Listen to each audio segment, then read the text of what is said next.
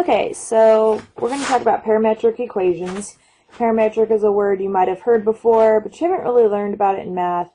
You do know about vectors, and I'm going to show you why we learn about parametric right after we learn about vectors, because they are related. So let's just start with something that you can easily visualize. It says, consider a raindrop that falls from a cloud under the force of gravity, and at the same time it is blown horizontally by the wind. So this is definitely something that you should see, and this is what would happen. No raindrop would probably ever fall straight to the ground. It would be blown horizontally. In this case, we're going to assume the simplest case scenario, which is just a straight horizontal wind, which is, we're not even considering direction. Okay, so even this, we're going to have to kind of simplify. But it says, since both its horizontal position, which is going to be x, and the height y vary with time, x and y can both be written as functions of time using parametric equations. So look what we have here. We have two linear equations, okay? One for the horizontal position, one for the height, and they both vary with time linearly. Now, between the two of them, we're not quite sure if that relationship will be linear or not. We need to kind of look at this in more detail. And pretty much almost everything we do in this lesson is going to be maybe not the most simplest case, but a simple case, since we're just starting out here. Okay, so I'm going to draw a picture here, and here's going to be the height, which is obviously going to be, you know, from gravity here. It's going to cause that raindrop to go down. And then also we've got the horizontal wind.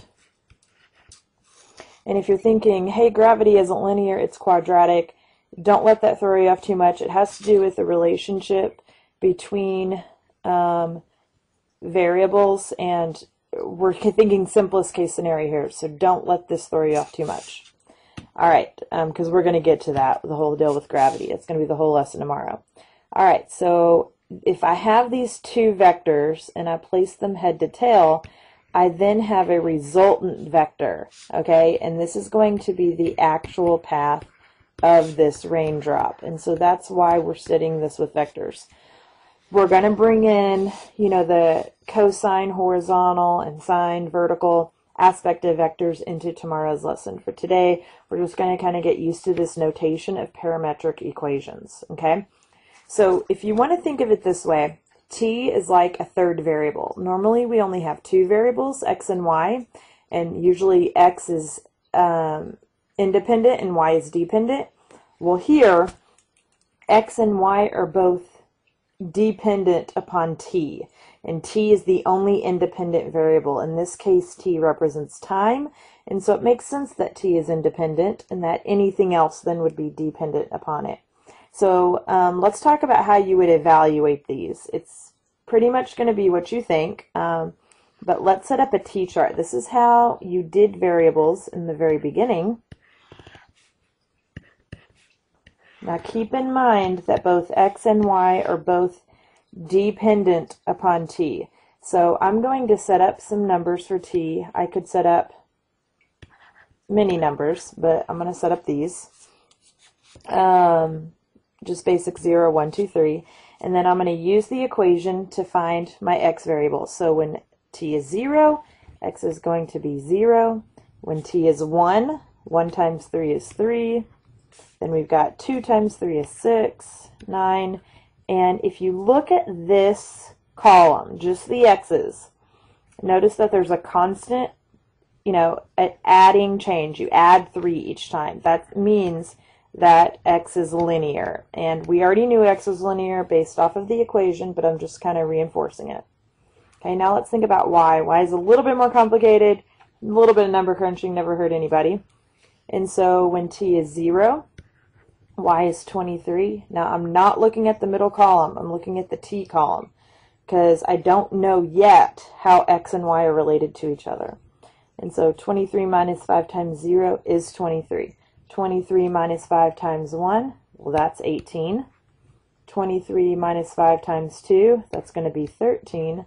And the last one is 8. And if you notice on these, I'm subtracting 5 on each of these, and that it's also linear, which we already knew, just reinforcing that. Okay, now let's, we did what they told us to do, but I want to take this just a little bit further, kind of show you where you can go with this. Graphing a parametric is something that's difficult to do by hand because of the third variable aspect. It needs to be in real time, and there is a way for your calculator to do that. I'm not going to get too much into it today, but here we have x and here we have y, and we can graph in the regular coordinate plane. Okay, so at this point I am just going to graph these two columns, and these are both my dependent variables in my parametric equation. T is the only independent variable in my parametric equation, but when we graph it on the coordinate plane, it's going to look like x is independent and y is dependent upon x. Okay, so let's think about our first point would be 0, 23. Okay, right here. And then we have 3, 18. So I'm just going to label the coordinates that we need. Okay, let's go ahead and put 3, 6, 9. Then I would have 6, 13, and 9, 8.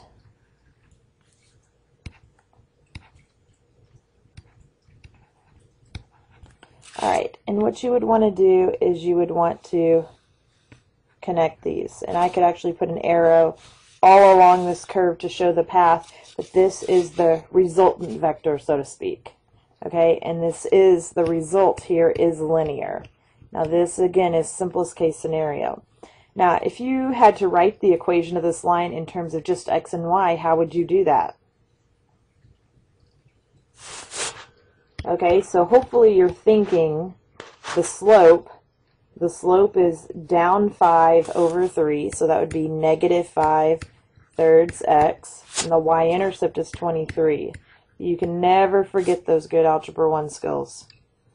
Alright, another way that we could have done this, and this is kind of getting ahead of myself at this example, but we're going to get into it later, is if you think about it this way, if you were to solve for t here, okay, I'm going to do this over here, what would t be in terms of x? It would be 1/3 x. And then if I were to plug it in, you know, almost like solving a system here, I would have 23 minus 5, and instead of t, I wrote 1/3 x. This is why I solved for t. Look at what you'd have here. Y equals 23 minus 5/3 t, which is the exact same equation I came up with. Okay, so we've done a lot with this particular example. All right,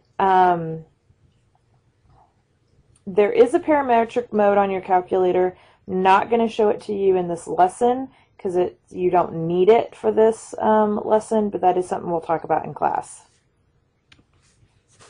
Oops. Okay, next example. Okay, so notice here I have an x squared, so this is going to be slightly different because although the first one's linear, the second one's quadratic, and so that's, you know, you can kind of guess how that's going to change my graph. I know that's not going to be as simple as linear, linear, linear, okay, but when you're actually plugging in these numbers right here, you don't need a calculator for this, but feel free to use one for all the number crunching. And so they already have the table kind of set up for what the t values that they want you to use. And so if we think about t being -2, if I plug in -2 here, I get -3. If I plug in -1, that's going to give me -1. If I plug in 0, I get 1. And the nice thing about linear equations is that they just are being, you know, the pattern is add the same number each time. So you can kind of use that to your advantage here. And that will work as long as your t's are also going by 1, which they are. Okay, and this is linear. We can tell just by the fact that I'm adding the same number each time, and that number is my slope.